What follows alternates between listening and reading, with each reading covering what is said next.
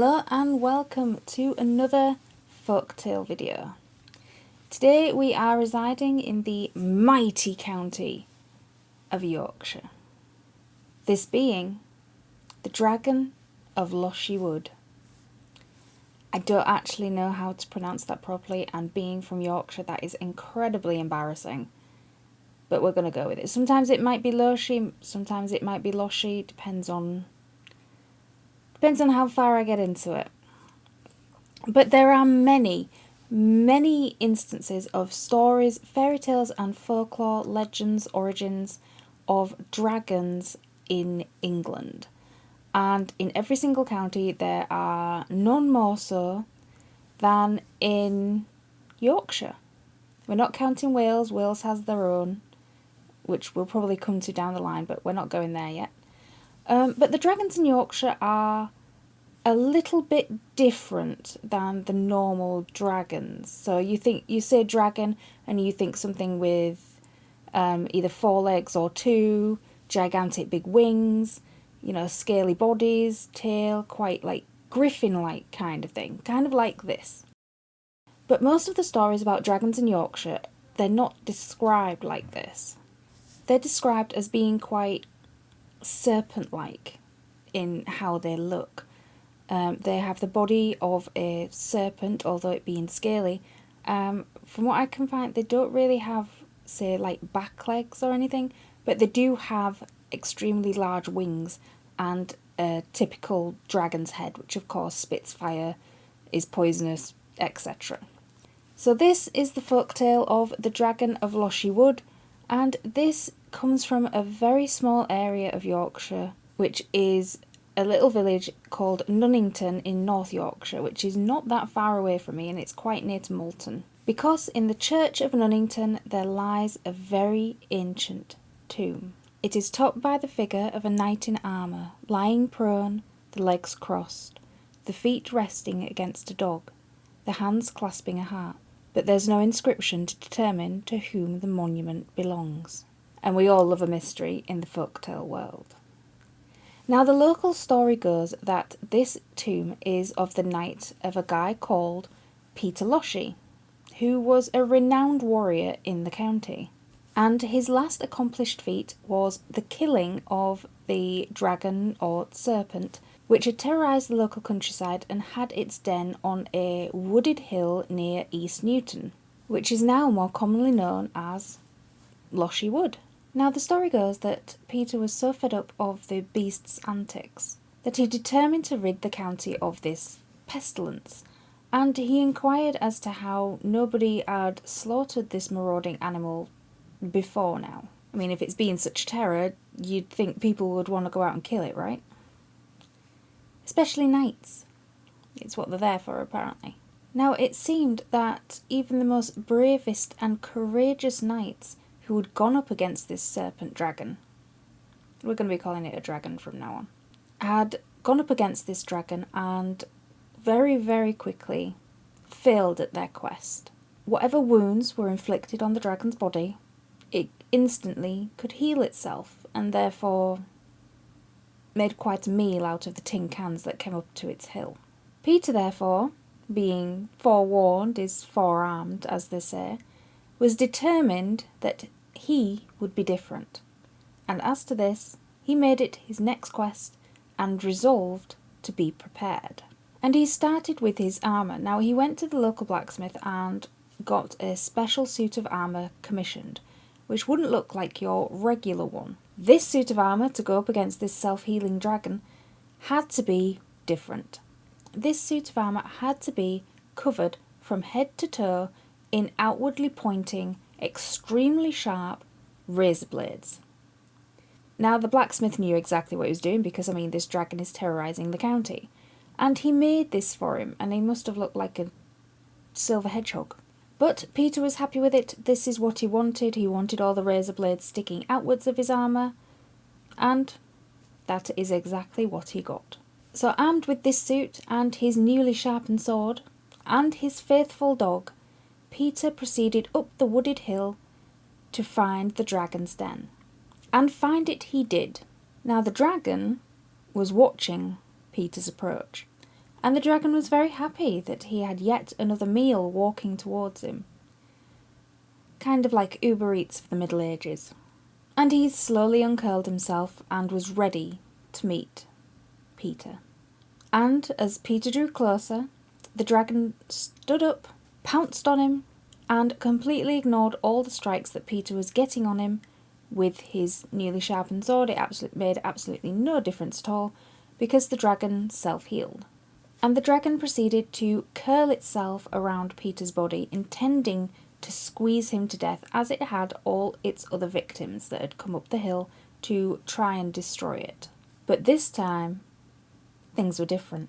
The razor blades, which were embedded in Peter's armour, pierced the dragon's skin all over, and it quickly uncoiled it again and let him go. Now, to the surprise of Peter, who hadn't really been listening when people were talking about this dragon, he saw before his very eyes in real time the wounds that he had inflicted, or that his armour had inflicted on the dragon, heal completely. And the dragon was back to its full strength in no time at all. And now a long and desperate fight began between the knight and the dragon, with none giving any quarter, no stopping for rest, and none gaining much of an advantage over the other one. Now Peter was only human, only a regular guy, and he was beginning to tire, which you would if you were chasing a dragon all over the top of a hill in full armour. And he was beginning to tire, and he was worried that he would die before he ever inflicted so much as a grievous wound on this creature. And he swung his sword again with effort and chopped a segment of the end of the dragon's tail completely off, which is the first time in this whole fight that he'd actually chopped a piece off of the dragon, rather than just cut him or pierce him or stab him or whatever. Now his faithful dog, his faithful companion, at once saw an opportunity to help his master, and he ran into the fight, picked up the segment of dragon flesh that Peter had chopped off, and he ran over the valley with it for nearly a mile or so before he dropped it next to a church in Nunnington. And the faithful dog immediately ran back to the wooded hill in order to help his master again. And the faithful hound managed to grab every single segment that Peter chopped off of the dragon. Every time Peter chopped a bit off, the dog would pick it up and run across the valley, deposit it near the church, but not too close so that the segments would fuse back together, and it being so far away from the wooded hill, the dragon could not heal itself of being chopped up alive. And the dog and master worked together in this team until all that was left of the dragon was its head. Which by then, the fight is over, is it not? If all your limbs are chopped off, and really what else is there to do? All right, we'll call it a draw.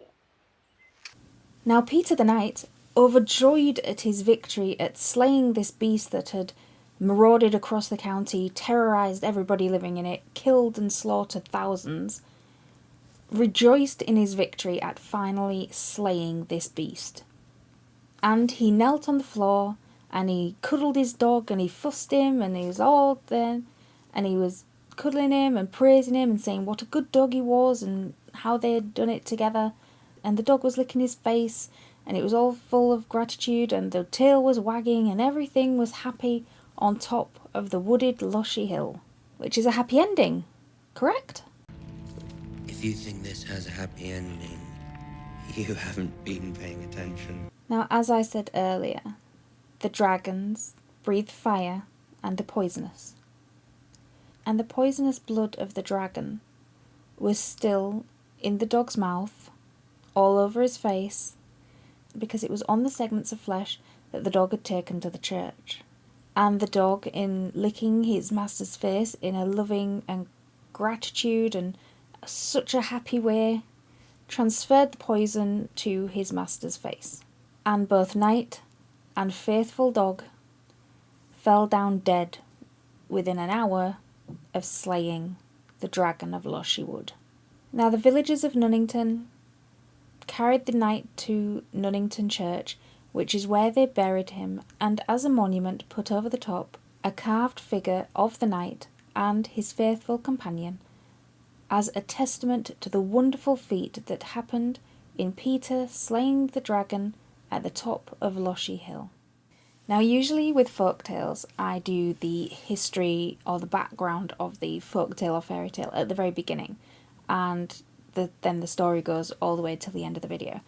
However, this time, because of the way it is, I wanted the story first and the actuality at the end.